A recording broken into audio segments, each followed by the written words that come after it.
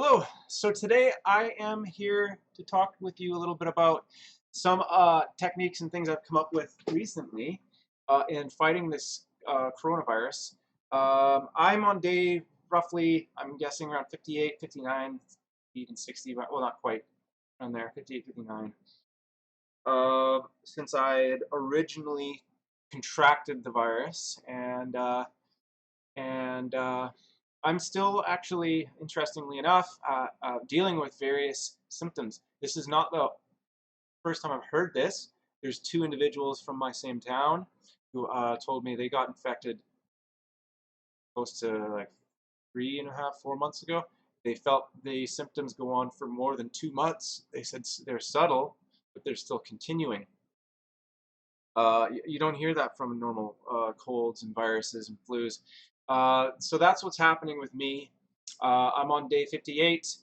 Most of my lung, if not all of my lung pains and issues seem to have gone away. I had other issues arise, kidney pains in particular, and pains in my, just below my shoulder blades, extending all the way down through felt like the kidney tubes, and all the way down to the lower back. I treated and cured those last night and the day before by placing Himalayan pink salt that was finely ground in a coffee grinder on my bed sheets, just right exactly where those areas are, where the pain was. And within as soon as I woke up, all my pains were gone. Yesterday, I placed it just under my kidneys. My kidney pains, I woke up the next day, my kidney pains were gone completely.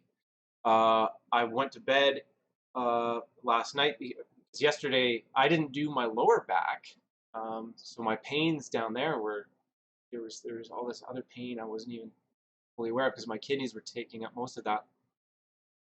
So I did it again last night. I put it under my lower back, and I woke up today. All my pains are gone.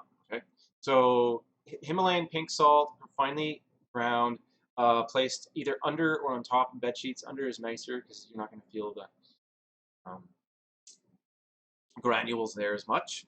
It may have a little bit more powerful effect directly on the skin, but yeah, I mean, it works even through the sheets indirectly because of the negatively charged ions that it releases, goes into the body, and it really works magic with healing things to do with blood pressure, things to do with uh,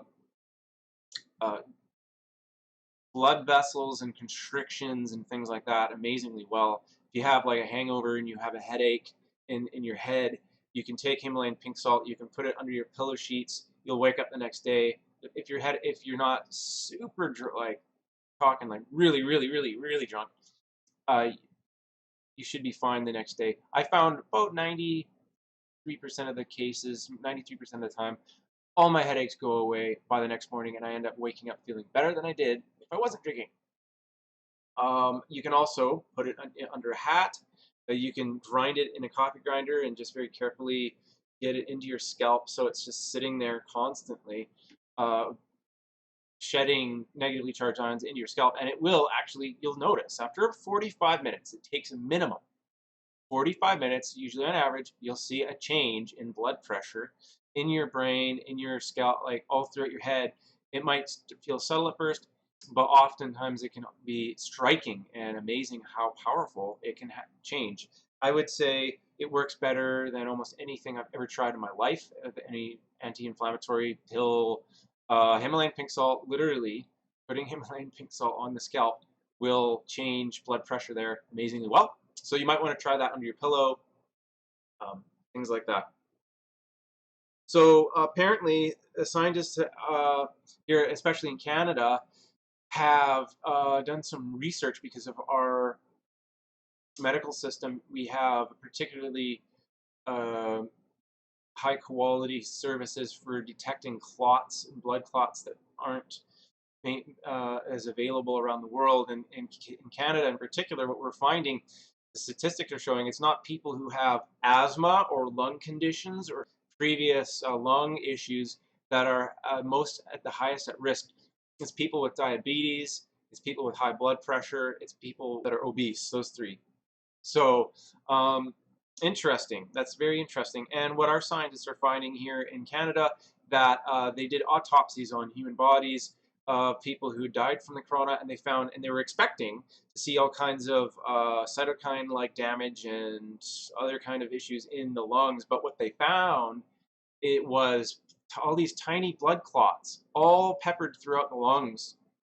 And that's what they're finding with a lot of people here in Canada.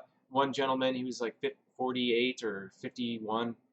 He got blood clot in his left leg. The blood stopped going through to his toes. They had to amputate his left leg because of this blood clotting issue. I'm feeling it in the back of my head. I'm on day 58, and I've been feeling this now for about a month of this blood pressure that's really heavy in the back of my head, right in the back of my spine, up into the lymph area, kind of like right back in here. Sometimes if I stand up too quickly, I feel like the heartbeat back there, like pump, pump, pump, pump, and pain and sore and just blood pressure to the brain was really intense. And that's one thing cocoa does better than almost anything in the world, is that it increases blood flow to the brain, and it helps prevent blood clots, and it helps to prevent all these other issues. And that's why I'm finally understanding why this cocoa is so good for at this later stage, especially now. Maybe it would have been good earlier, but it really does help with blood clotting. So there's that. And what I found recently that really blew me away, before I knew anything about what Cayenne does or how it affects the body, I just thought, you know what? I have a little bit of Cayenne here. I just decided one morning to try it out, see what happens. Maybe it will clear me up in some way. And so I tried it, and I took two 500 milligrams capsules, so about a gram of Cayenne. And within 15 minutes, I wasn't prepared for what was about to happen. Okay, within about 15 minutes, I could feel it going into my lungs and clearing out my lung cavities in ways that was astonishing, and it was very tactile. I could feel it directly in my body. I could feel it directly in my lung. And I knew that there was something big going on. I could just tell, I could feel it. And I've never experienced anything like that in my life before from any kind of supplement or anything. So I was blown away. And so anyway, I started looking into Cayenne. What does it do? And I learned it relaxes constriction of blood vessels. It prevents blood clots. If you have a stroke or a heart attack, it's like the #1 thing in the world that you can take in order to prevent heart attack and stroke.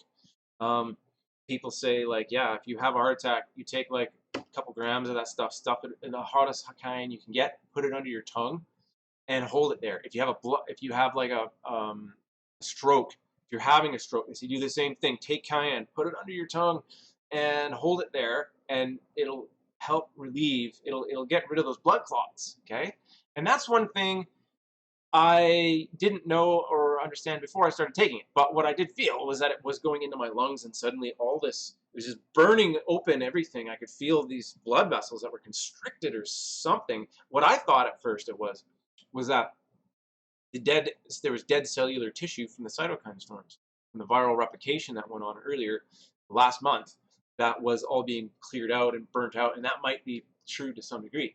But I also read, and there's a lot of scientific documentation out there right now. You can find it if you search for it. Canadian news sources, mainstream, they're saying that there's a mysterious blood clotting complication killing coronavirus patients. 40% of the people, 30 to 40% of the people who have severe this severe case of this, whether they're at home or in an ICU, have blood clots that are going on throughout the body.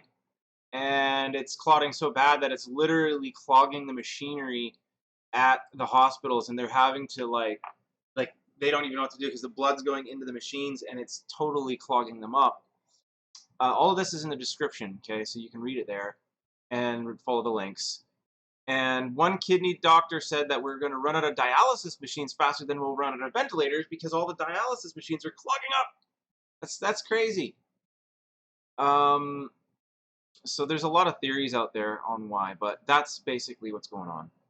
So, I mean,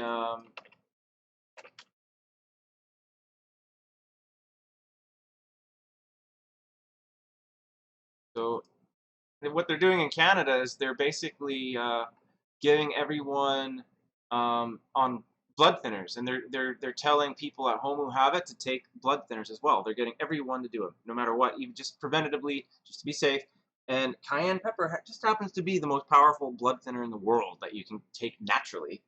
And so are things like ginger and cinnamon and cocoa and garlic and turmeric. Okay, those things all help to thin the blood naturally, and cocoa even has many other anticoagulative effects and anti-inflammation effects and whatnot. So keep that in mind. That what they're finding, like I said earlier, is blood clots in the lungs, and some doctors were suggesting that it's possible. They're theorizing, hypothesizing that the reason that we have such low oxygen levels, they're saying down to 10% of what we normally have, and yet we're still able to function, okay, is that the virus is constricting the blood vessels in the lungs where the oxygen is absorbed from the lung into the bloodstream, basically. The tiniest little capillaries there they're constricted, and it's preventing oxygen, and it could be due to hormonal changes, the virus attacking and changing the hormonal functions of the body that changes the way the oxygen is able to get into the bloodstream. Although, as it's also been discovered recently in scientific literature that this virus attacks hemoglobin, and it attacks in particular the beta-1 chain of hemoglobin, and which ends up ultimately blocking the oxygen uptake of the hemoglobin, or knocking the oxygen molecule out and the iron molecule, creating free iron and free oxygen that's just through the body. And iron is very reactive, and it's very oxidative in the body.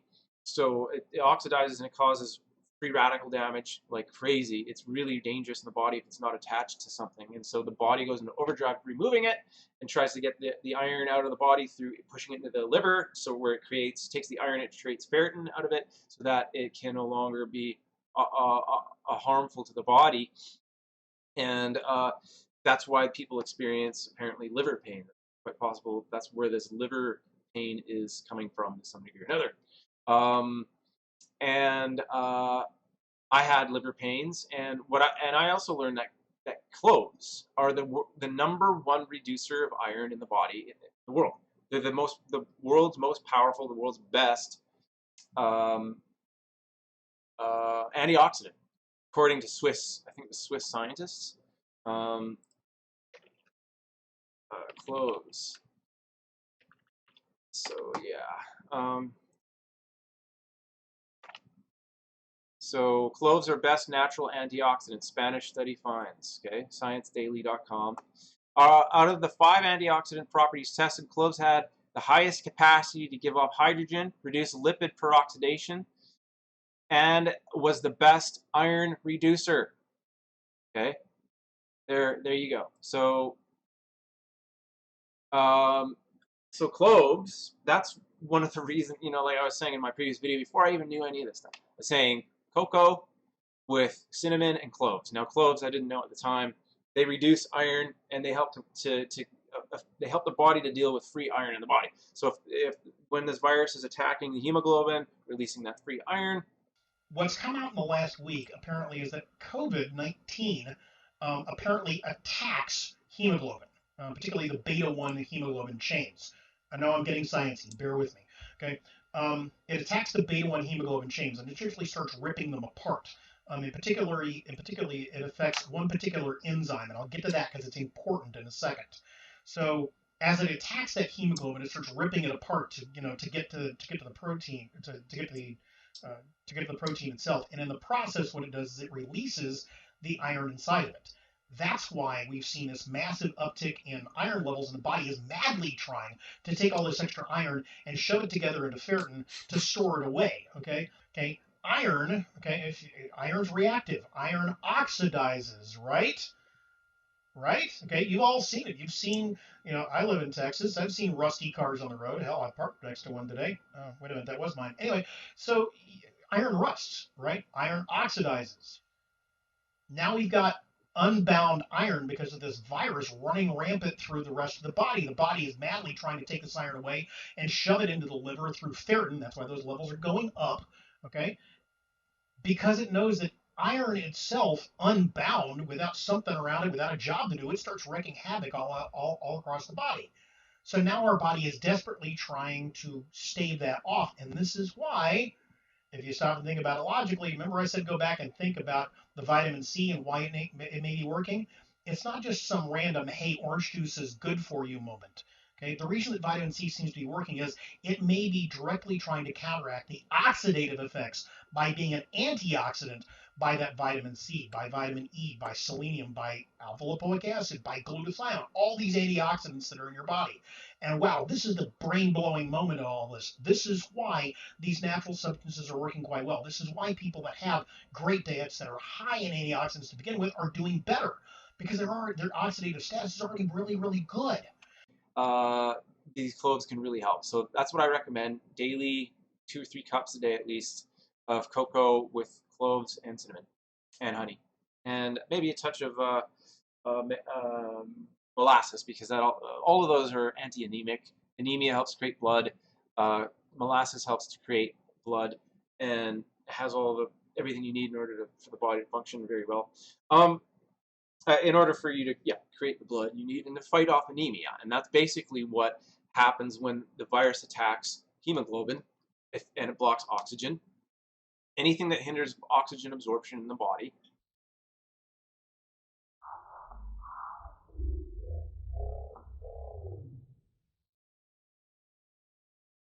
So that's what this virus is basically doing. It's causing anemia in people, and yet scientists haven't gotten to the point where they're actually saying that, but eventually they will. Guarantee that.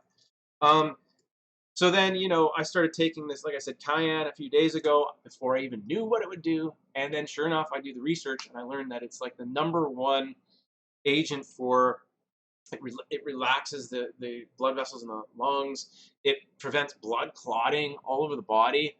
And as soon as I take cocoa, as soon as I have Cayenne, all that blood pressure built up in the back of my head goes away. All of the lung starts clearing up. Taking Cayenne every day is one of the best things you could do for your heart, one of the best things you do for your blood. It's probably the world's #1 anti-blood clotting, anti stroke and heart attack thing there is, that you can get from nature. And here in Canada, the doctors are preemptively giving everyone blood thinners, even people with mild cases, because of the fact of all these blood clots going on. And people who are even at home, they're saying, take these blood thinners and all this stuff to make sure and ensure that you're not having all these little micro blood clots going on all over the place. Okay, so, well, Cayenne is like the #1 thing for that. Okay, and so, and the other thing, EDTA would be another great thing, because EDTA goes through the body and it clears out all of the blood vessels. It clears out every capillary down to the nanometer of heavy metals and arterial plaque that can clog arteries, causing high blood pressure, and that is often associated with all kinds of things to do with diabetes. They found people who were diabetic who took EDTA, their chance of death was reduced by 43%. By taking this every day. 43% in reduction of death for any known reason. We recruited 1,708 patients who were at least 50 years of age and had had a prior heart attack. Half of them received chelation therapy with a material called EDTA, and half of them received infusions in the vein of placebo, or inactive salt water. And we found that there was a reduction by 18% of all the kinds of cardiovascular events that can happen to people who've had a prior heart attack. That was statistically significant, and I have to say it was quite surprising. Among the differences that were particularly striking was about a 50% reduction in the risk of having another heart attack, and about a 40% reduction in the risk of dying from any cause, for any reason, and about a 40% reduction in the risk of dying from any cause, for any reason. So these, again, are really unexpected results. They're striking. And 50% reduction in heart attack, and a 90% reduction in cancer mortality rates.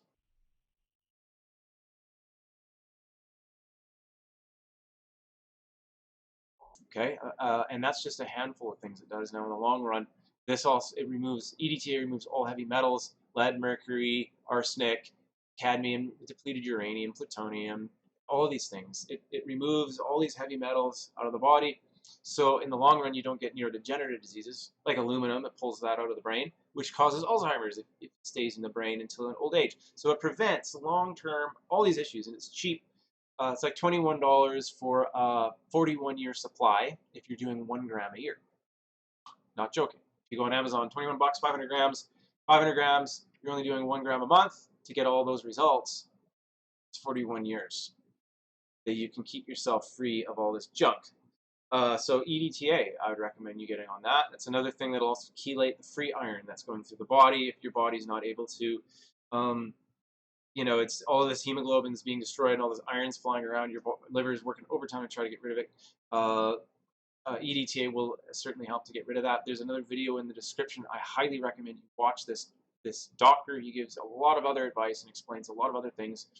Doesn't go into the blood clotting thing or blood pressure issues so much, but he does explain that people with diabetes are high risk. And anyway, another thing that's really effective at fighting this virus is licorice root. Okay? Licorice root is very powerful. It's an antiviral. People who've had SARS, whose family members were living with somebody who had SARS, who took licorice root, they didn't get infected by it. So licorice root is a very, very powerful antiviral. It's great against HIV, hepatitis C, herpes, and all these other things. It's very adaptogenic and also helps other herbs and other combinations of things that a person is taking to be far more powerful. That's one thing I learned researching this stuff. You see it over and over. It really helps other things in the body, like other herbs, other combinations. So when you combine it with different things that you're working with all together, it really has a synergistic effect. It's able to amplify and help other things to function and work better in the body somehow. I don't understand it, but it's so complex because there's so many chemicals involved and levels and layers. I don't know if human beings will ever figure all this stuff out. It's too much. No, Anyway, so those are the two main things that have been really helping me a lot lately. Cayenne pepper, cocoa. I just had some a little while ago. I'm feeling a lot better. Those two things may be lifesavers, and those two things on their own maybe will buy us time, because this virus is a constantly changing thing, it's a constantly evolving thing. Seems like I'm not having the same symptoms I had months ago, like 2 months ago. It started off just like a normal common cold. After 10 days, it went to the lungs. Wow, I had pneumonia for the first time in my life. Got worse and worse, turned into cytokine storms. My immune system attacked itself. Seemed like my immune system started pulling all the cytokines out of my lungs and into my kidneys, because I suddenly felt like my kidneys got hit by or electrocuted for like 3 hours nonstop, like they're hit by lightning and just vibrating for like 3 hours straight. And as that happened, all the pain in my lungs went away. So, and then when the pain went away in my kidneys, it came back into my lung. And I'm like, whoa, what's going on here? It's almost like the kidneys were modulating and pulling the cytokines out. And I looked into it, and I sure enough found that interleukin-6 and other cytokines are excreted through the kidneys to some degree, about 6%. But there's also a number of other interleukins and other anti-inflammatories that are secreted through the kidneys, and it could have been any one of a number of these various compounds. But it seemed like my kidneys knew, and they were doing everything they could to pull that out, but it was creating all this, maybe cortisol, other things, and other hormones, and it just felt like my kidneys were just electrified and just going overkill, and oh my God. Felt like adrenal, I think it was my adrenal glands, in fact, on top of my kidneys that were doing a lot of this work. Because it felt like 2 mountains being pushed into my back. Well, I looked at some pictures, and these adrenals looked just like what I was experiencing, these two mountains. They look like little mountains sitting on top of the kidneys. All right. Anyway, yeah. So, whew, the Himalayan pink salt on my bed, that fixed my kidneys up very quickly. I recommend that. Put it under the sheets, on top, whatever works. Cayenne pepper for the lungs, for your blood vessels, for protecting yourself against mini strokes, blood clots all throughout the body. Do that regularly. I'd say 3 times a day, at least 2 capsules, 3 times a day at least, or whatever you feel if you want to go even further. It's cheap. I mean, it's inexpensive. 2 or 3 cups a day of cocoa will help with the blood pressure. I notice it right away. I could tell the blood was flowing to my brain a lot better. You do the research, you'll see. Cocoa plays a great role in that. It's also anti-inflammatory. It gets rid of cytokines. I researched more later into it. Found out it helps to regulate cytokine expression. It's an immunomodulator. In some circumstances, it can help produce cytokines. But for the most part, it's anti-inflammatory. So it seems to work with the immunity and help it to become more intelligent and react in a more appropriate manner. I don't know for sure, but if you are having cytokine storms, you're drinking this cocoa, and it seems to be getting worse, then you'll know, okay, be careful with the cocoa. Put more MCT oil, H2O2, and colloidal silver, nebulize that into your lungs. That's probably one of the best things you can do, because you're getting right where the problem is at that time. But I'm sure cayenne would not be a bad idea in those times. You're taking cayenne, it'll open up all the blood vessels and lungs so that everything can flow appropriately and keep it from being constricted in there so oxygen can flow appropriately. Do that. So I have another video I'll be releasing shortly on mudras, hand mudras. I came up with a few that are very, very, very powerful and very helpful for the COVID-19, and also a couple of unique ones that have never been released before, in particular this one, which is a combination of the Brahmara mudra and, well, sort of the prawn mudra. Those fingers are going here. So what we're doing is we're doing this, putting the finger here. We're hitting the central nervous system. So this middle finger in Ayurveda, in Hinduism, represents ether or space. And really what that is, it's the central nervous system. And it kind of makes sense. It's right there between these two fingers.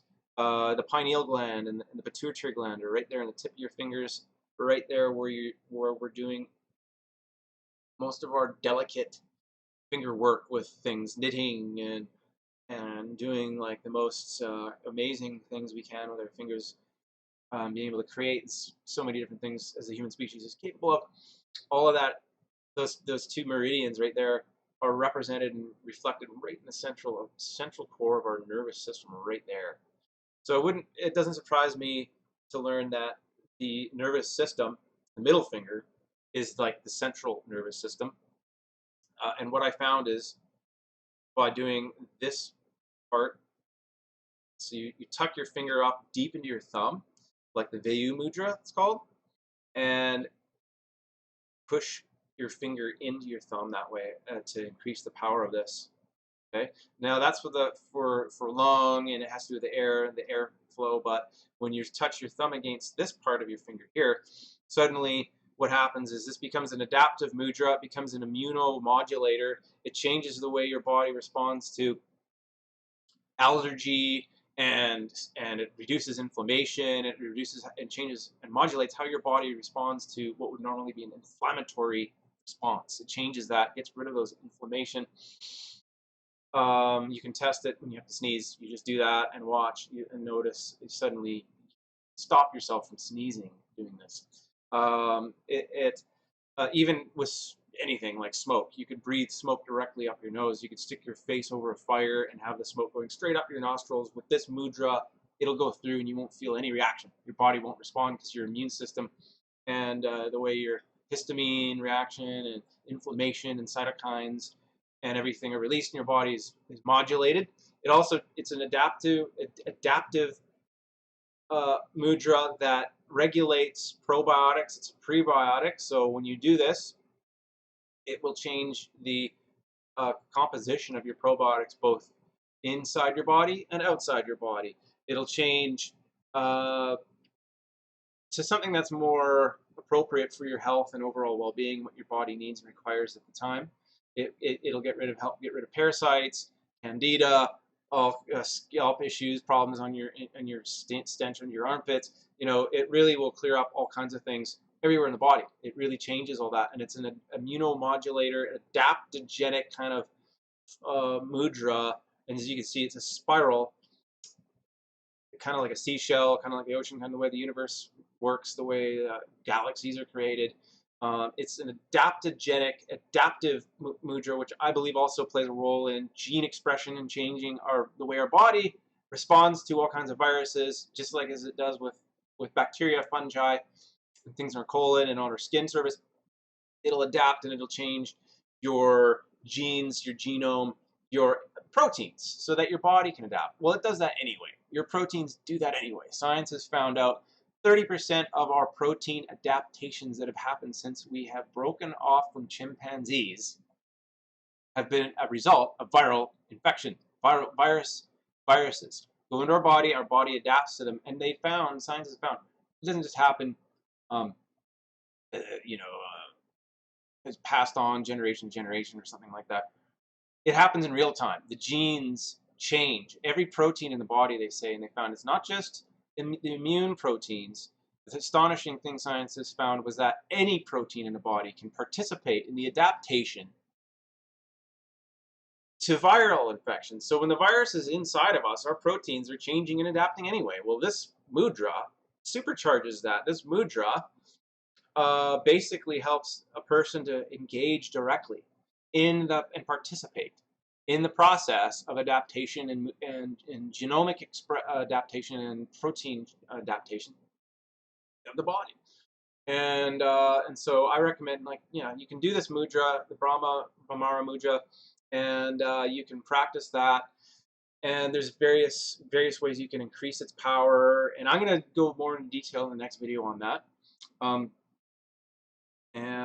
But this mudra is very powerful. It helps the body to adapt and change. It helps to change your probiotic composition. It helps to reduce all your inflammation, allergies, and all that in a way that you don't need any medications for. I mean, you can do better than you can with like medication people get. They have allergies and springtime allergies.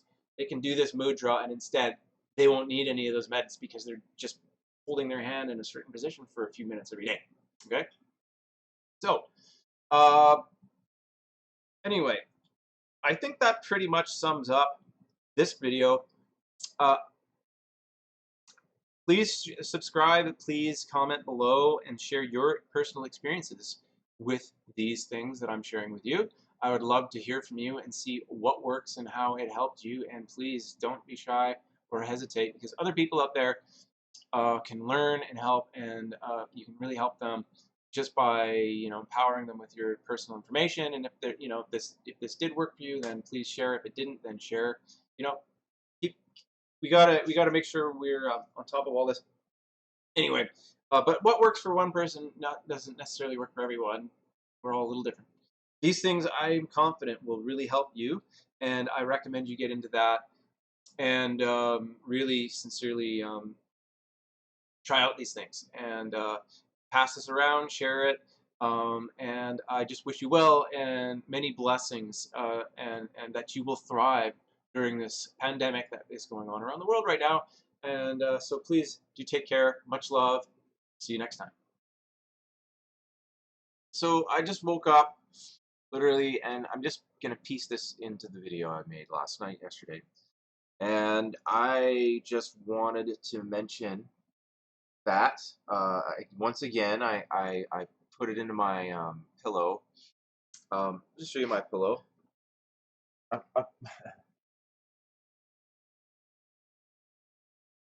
So this is the pillow I've been using for the last year, and I've been having headaches in the back of my head, or vascular disease-like symptoms, or vascular pains